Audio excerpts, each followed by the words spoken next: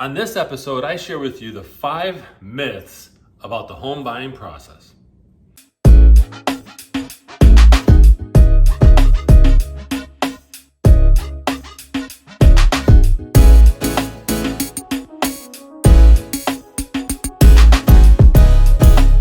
Welcome everyone to this episode of the Ask Jason Gelios show. I'm Jason Gelios, Michigan Realtor. Really appreciate you guys tuning in to this episode. You know, out of all of the things that you could be watching right now, you tuned into this, and I really appreciate that. I appreciate all the questions that I get from my day-to-day life as a realtor to the questions that I get on social media as well as my website, so I really appreciate it. This show is for those who are looking to benefit from real estate education. Now, I invite you guys to follow me on social media. If you're watching this on YouTube, go ahead and hit subscribe and hit that bell so you don't miss out on these episodes and other videos that I upload. Now, we're gonna go ahead and dive into this. Now, the top 5 myths about the home buying process, and yes, they exist, okay? These are the top 5 things, what I feel is the top 5 myths about buying a home. So let's go ahead and dive into these top 5 myths about the home buying process, okay? First one is, an appraiser is hired by the buyer. An appraiser is not hired by a buyer unless you are just getting an actual appraisal done and you're already a homeowner and you're just curious.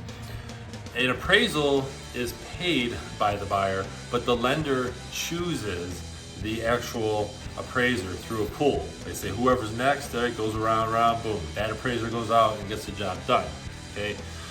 Number 2, the money that you put into a home translates to a higher appraisal, okay?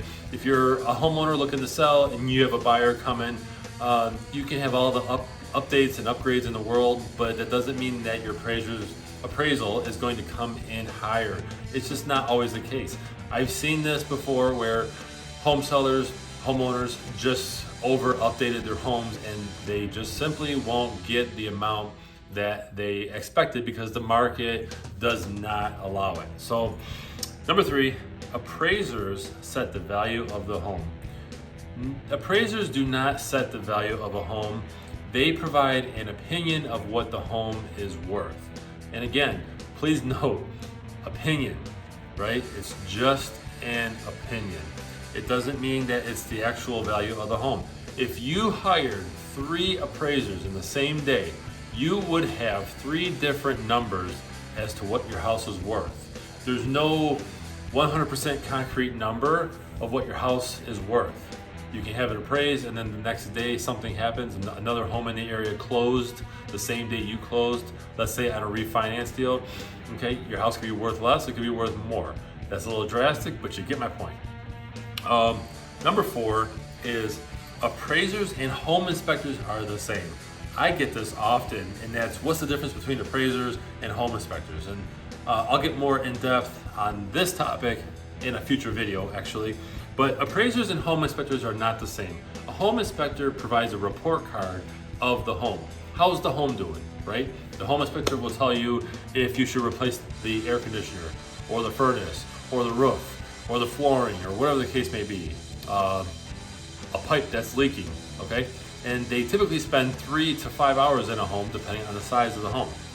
An appraiser comes out, which, by the way, a lot of their homework has been done before they go into your home, but they come out, they look at the home, they see, okay, have you done updates? What's going on with the home? How long have you owned it? This, and that, and they provide, like I said earlier, an opinion on what the home is worth. Opinion. That's what it is. Number 5, the most important factor of a home appraisal is the size. That's not the most important factor. That's a huge myth. You cannot compare, let's say, a 1,500 square foot home with another 1,500 square foot home and say, well, how come mine's worth less or worth more, right?